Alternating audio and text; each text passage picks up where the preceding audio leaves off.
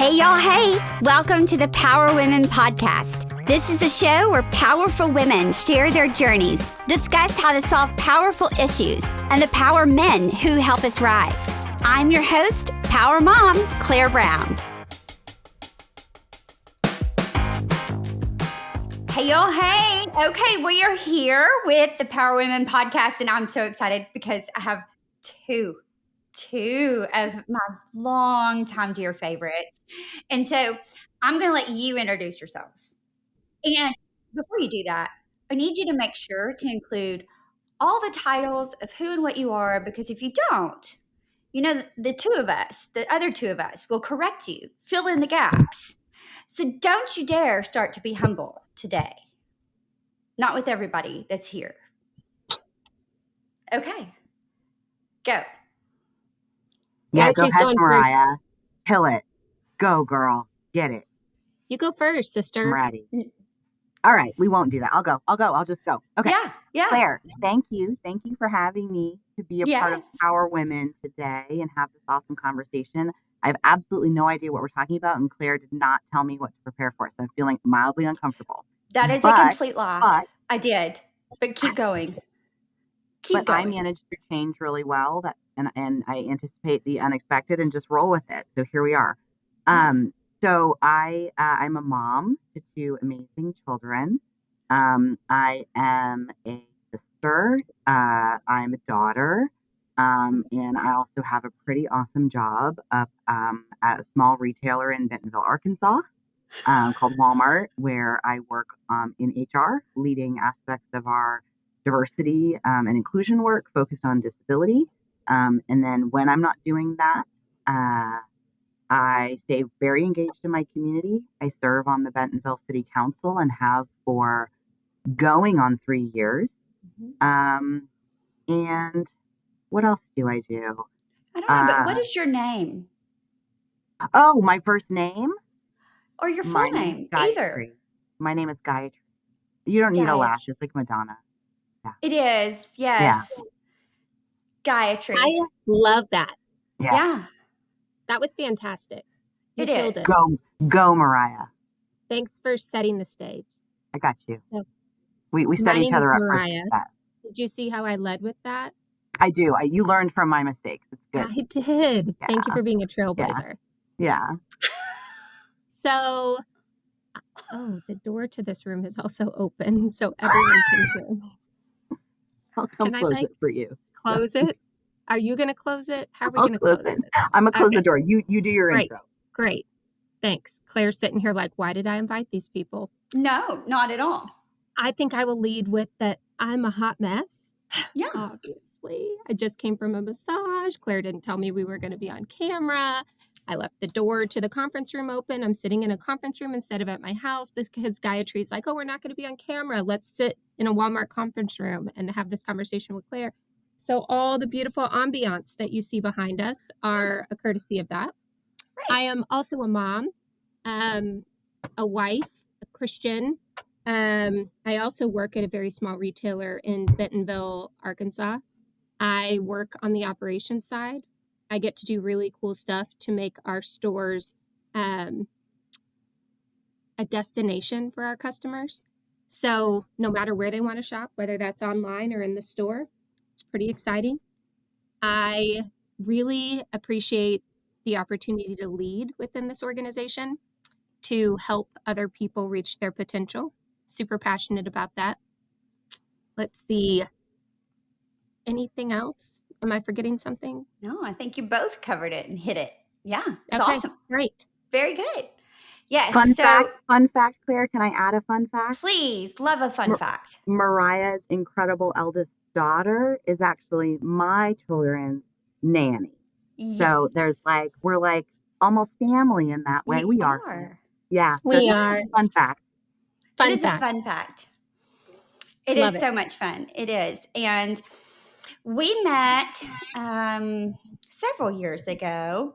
Gayatri and I met first through a mutual friend. And then Gayatri introduced me to Mariah. And then Mariah and I became quick friends and worked together with business. And it's been beautiful. I've loved every moment of getting to know the ins and outs of you women. But you both are very, very driven leaders. Mariah, you've already alluded to that.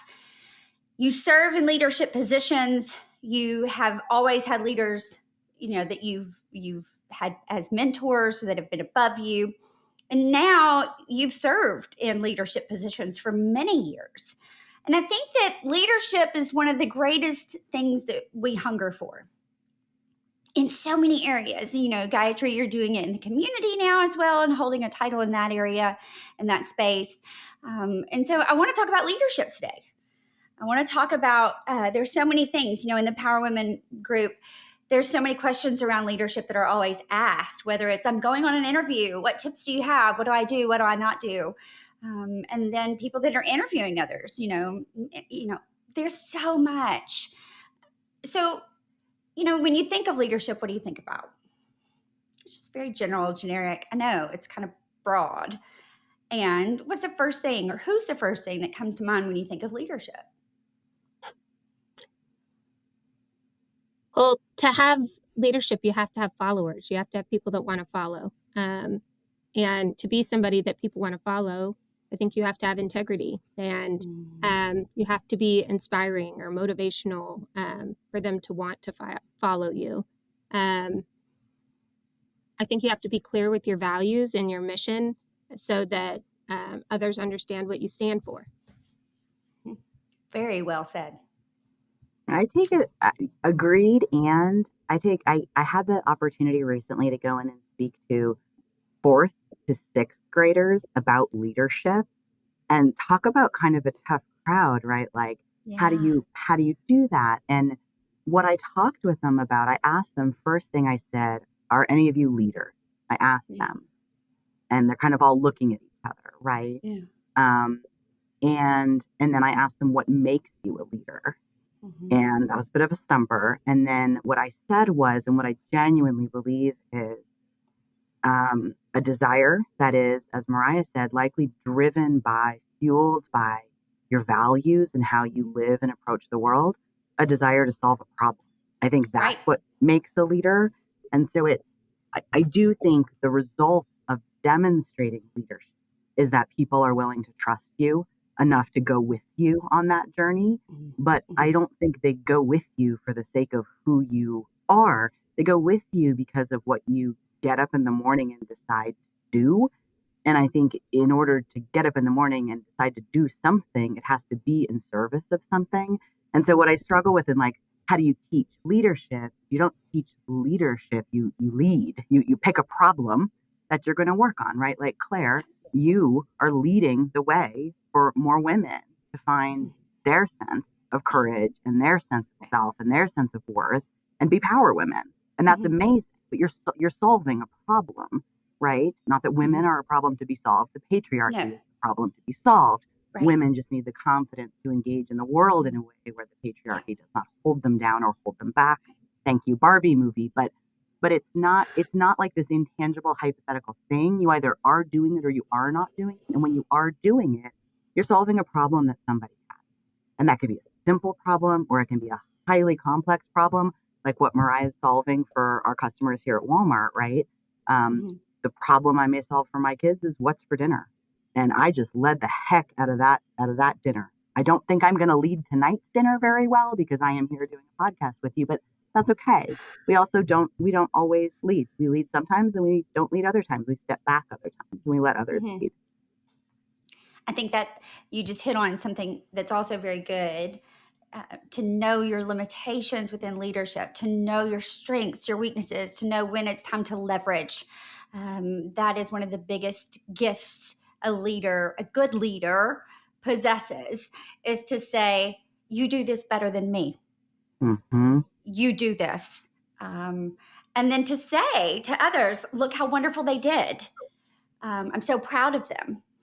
And, when you think back to some of the leaders you've had, that you've served under, with, side by side, what are some of the biggest lessons And what are some of the nuggets? I mean, I know I can go back and there are some phrases, there are some key things that coaches, that amazing leaders I've had that have said to me and taught me over the years. And what are some of those nuggets that you know that you hear echoed in your head? For me, the first one is I really value, and I didn't always really value feedback, honest feedback. But Claire, you know what you just said, everybody's good at something different. So when I was younger, I thought that I needed to lead like the leaders I admired, right? Like I had this incredible boss and I was like, how do I be like her? And I think what you come to learn is that um, you may borrow from the tactics that certain leaders use, and that's a brilliant thing to do because we don't need to reinvent the wheel. But you are not the same leader they are, and that is your unique capacity to lead. And so, figuring out how do I want to show up, and what are my unique leadership qualities? What do I do uniquely well? It's a really powerful thing, and it requires that two things be real for you. One is that you know that you alone have capacity and power and ability and competency and brilliance that nobody else in the world has. And like, whew, that's real self-work to be like, yes, I do. And not sarcastically, like, yes, I do. And the second piece is you have to trust that more than anybody else trusts that. Right? You can't wait for others to tell you what you're capable of doing. You have to demonstrate what you're capable of doing. And when you do, and somebody says, gosh, what if you did it this way? Or what if you did it that way? And you trust and respect that person, you have to take the nugget and the gift that is that feedback. And I think for me, like my growth as a leader didn't really come until I was able to hear and receive feedback from mentors and bosses and other leaders that I genuinely trusted, that I trusted enough to receive that feedback and to have it inform how I show up. I think what you said is really interesting. And I am going to tie it back to a personal experience. But self-awareness, I think, is the most important characteristic of a good leader. Knowing who you are and who you aren't, knowing what you bring to the table and what somebody else should bring to the table. And or if you bring anything to the table, maybe your job is to host at the table. You know, so self-awareness is key. And I think both of you women taught me that. And I think once you are self-aware of who you are and what your purpose is and the gift that you bring, confidence comes. And once you have confidence, then you have everything because you show up differently. You people. I believe that people want to be around confident people. They want to be around people that are comfortable in their own skin. I think insecurity leads to a lot of really negative behaviors, and insecurity is the opposite of confidence, right? And so, figuring out who you are is crucial in this game of life, and then standing firm in it and not apologizing for it and showing up with all of its brilliance and being confident in that attracts other people. And I think then trust is the most important thing when it comes to relationships with others and relationships with yourself. So I believe that trust is the bedrock of everything. Everything is based on trust, whether it's speed, whether it's innovation, connection, um, change, everything is built on trust. And so, but you can't have trust if you aren't aware, of who you are and aware of who others are, and you don't have a level of understanding and confidence in that.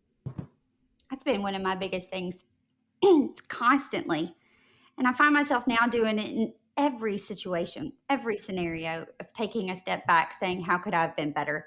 How could I have been different? What did I not see? And working, it's just the self awareness in everything, even with parenting and my kids. Conversations.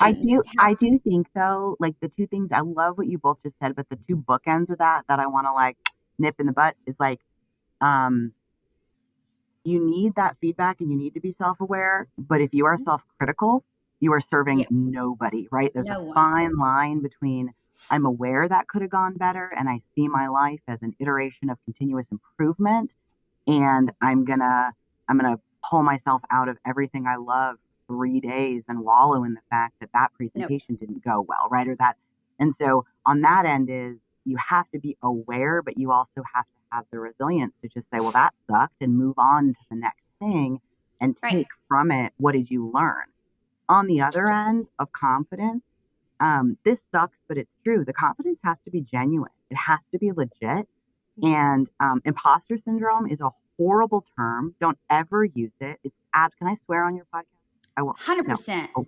Oh, yes. It's absolute bullshit. Because what it's essentially telling women is you don't actually belong and you're not actually good enough, which is why you feel like an imposter and just pretend you fit in. No, absolutely not. You have a right to be in the room that you're in. You occupy that space. You've been given that responsibility because you're capable and competent and are trusted to do a job. And when we as women in particular perpetuate the idea that quote unquote imposter syndrome is just how you're supposed to feel, we actually deny women the right of the confidence they should have in what they're doing. That's but the confidence brilliant, has to be real. Gayatri. So, anyway, if you're struggling to find that confidence, something else is going on. And you're going to have a blocker around your capacity to lead until you figure out what that is. But that's brilliant. I think that needs to be said more. So we're going to unpack that a little more. So, well, I mean, essentially, you're giving women the permission to have the excuse of imposter syndrome that gives them the lack of leadership or success, and to lean into saying, oh, I just couldn't do that because of imposter syndrome. And you can't go through, I mean, it's just victimhood mindset, and you can't wallow around in it. You can't crawl in a hole, and you can have reasons or results, but you cannot have both, is essentially what you're saying, right? That's entirely what I'm saying. Is we love to name things, and then once you name things, it normalizes what that is, and it perpetuates what that is. I don't want my daughter to feel that way. I don't want society to tell her that my son is inherently more capable and confident because of his penis than she is because of her vagina. Like, no, absolutely not. My kids are both brilliant in different ways. Right? And they are. And they are. But and they are. And I think that as women, we find all the reasons why we can't, not the reasons why we can. And it's scary. Look, like, this is like, I'm saying it to you like it's an easy thing to do, to find that core sense of self-worth, to be confident in how you're approaching the world, but it's freaking terrifying until it's not. And then you realize how hungry people are for honesty and integrity and authenticity, and that all you actually have to do is not fake anything or feel like an imposter, but genuinely be yourself. And magic happens. Like, that's what I've watched happen with Mariah. It was like all of a sudden she wasn't trying to be anything but her, and now she's been promoted like a gazillion times and she's a badass. I know.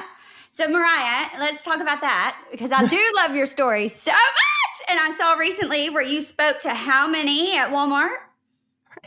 I was laughing when Gayatri was talking about talking to 4th through 6th graders, and the audience being a bit of a challenge, because I was asked to speak in front of data scientists and engineers at a conference, and I was feeling like, how am I going to relate to this audience? How am I going to give them anything that is valuable? Because I am a square peg in a round hole. I am a hot mess, and I am a ball of fire.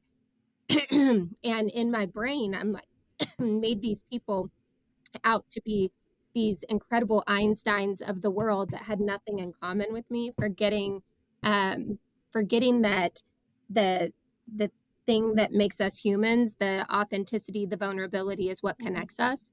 And it was pretty interesting. It was a really good experience, I think, for me, probably more than any of them. But I just started with vulnerability and told them who I was, and they asked me to talk about transformation. So I talked about the transformation that happened with me, and I talked about the transformation in career and in professional life. And then how Walmart is transforming into this omni retailer versus just being brick and mortar, and tied it all together. And it was really interesting because at the end they were like, give her more time. And I got all of these off scripted notes from women specifically, also some men, but predominantly women that were saying, I see you, and what you said resonated with me. And I don't hear women talk like that in tech. Right. I don't hear women talk like that in supply chain or engineering. And you made me feel seen. You made me feel like I'm not the only person here that struggles, or went through a period of time where I didn't know what my strengths were. I didn't know what my gifts were. I also was trying to be like everyone else. To whoever said that earlier, I was definitely trying to be like the leaders that I admired. And the longer I did that, the more miserable I was in personal and professional life. And once I got into an arena where I started to appreciate my strengths and appreciate my gifts and build some self confidence and self worth, everything changed. The people that I spent my time with, the men that gravitated to me, completely changed. My husband of almost 2 years, can you believe that? Claire especially, is the most amazing man on earth. And I am positive that my old self would have not been in the right headspace To have, receive him. yes, to Yeah. receive him, and to receive his love. And so I am extremely grateful for the lessons that we're talking about today, and through the pits of hell that we've climbed ourselves out of by our fingernails, with our sisters linking arms with us and pulling us out of there, because I think everybody's been there at a time or two, and our job is to turn around and pull people out of it That's right. when they find themselves there. That's right. 100%. Your transformation has been wonderful. And how long have we known each other now? Is it 4 years? Yeah, at Yeah. least. And so in It 4 feels years, how many times have you been promoted? She's like, hold on, sister, let me count. So hold on, let me count. no. I honestly don't remember what role I was doing. I think I have an idea when I met you. I know when I met Gayatri, I had just started with the company, and I was a project manager in merchandising, and I think I cried every single day. I was like, I do not belong here. These people hate me. They want me to be everything except myself. I remember my first evaluation, my manager told me that I needed to change my personality or I would never get promoted. Somebody else told me I needed to wear more business jackets, the blazer things, because I looked too teachery. Little did they know that I was hired out of academia and was a teacher. Yeah. But I haven't been with the company 6 years yet. In October, it'll be 6 years, and I am on my sixth role. I have been in merchandising. I've been in global people. I've been in global governance, global tech, supply chain at Sam's Club, and now I am in operations. And I am blessed beyond measure, but really where the metamorphosis or the change or the transformation came was when I found myself, when I found my gifts and when I found my self-worth.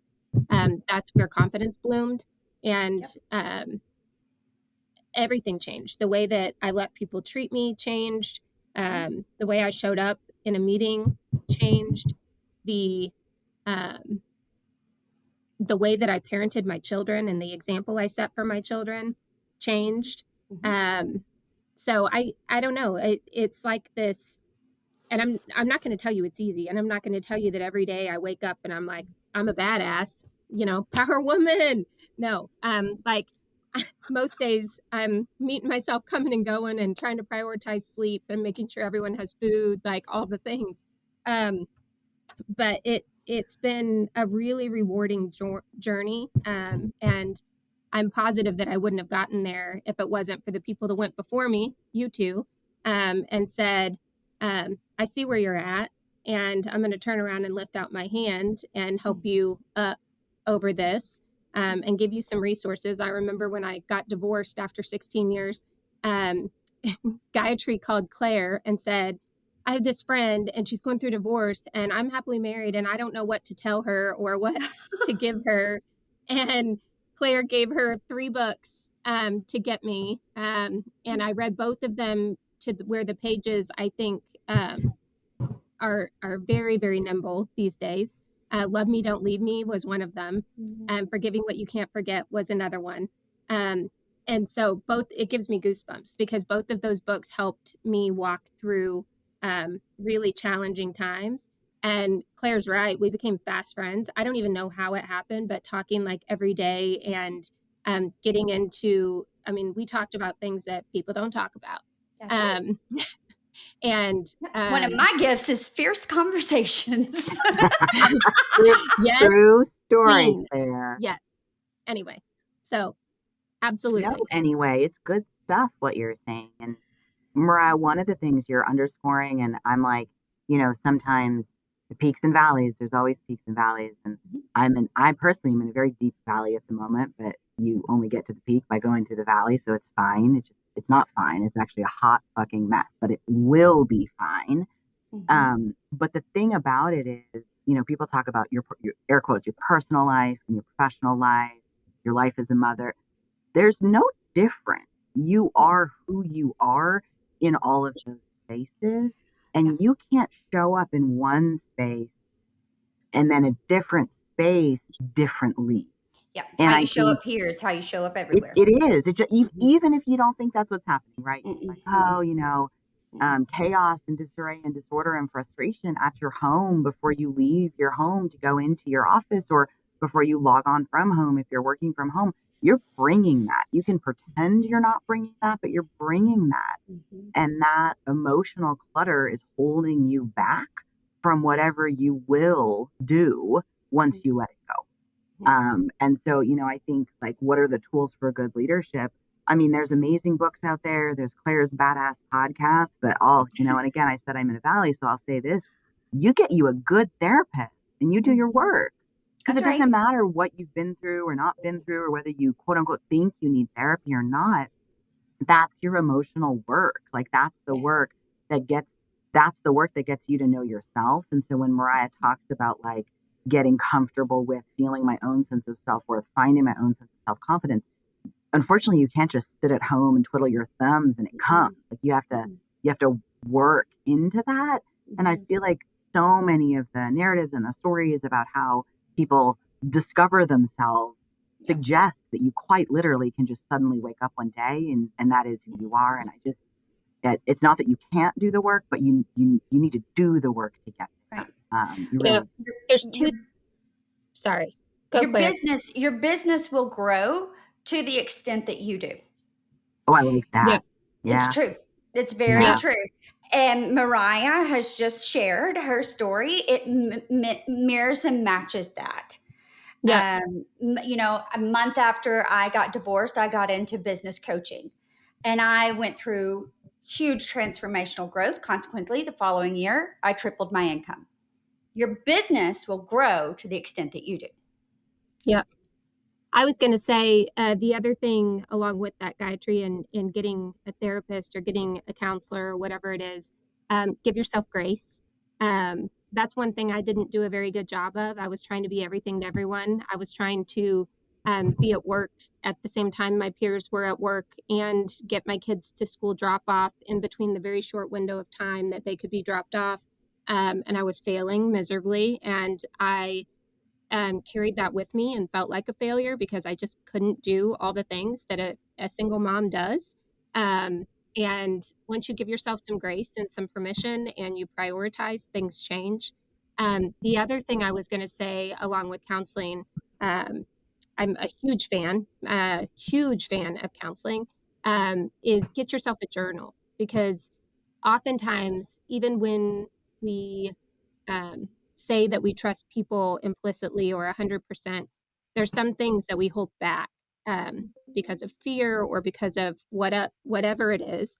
And journaling you can get it all out there. I tell people get a journal and then rip up the pages or catch them on fire in a safe way. Like dispose of them in a way that nobody will ever see them, even right after you write it, if you want. I have a friend that journals in her phone and then has a locked password on it, like that nobody could ever open it because it's a locked password and her face or whatever. So when she's feeling anxious, she just types in there. But there's so many things that go on in our heads that even in the most trusted environments, we hold back. And so while I think therapists and counselors have unique skill sets and tools and resources to help us in those spaces where you may hold 1% back, write the 1% down, because the sooner you get it out of you, the sooner you will be on the road to recovery. Yeah. I mean, I had never journaled until I entered that coaching course. And then the journaling turned into a book. So you just don't know. I never you're knew so shy though, Claire. You're so shy about, sharing your stories and such. Very much of a wallflower. It's gotten to the point to where my children are like, you cannot talk about me.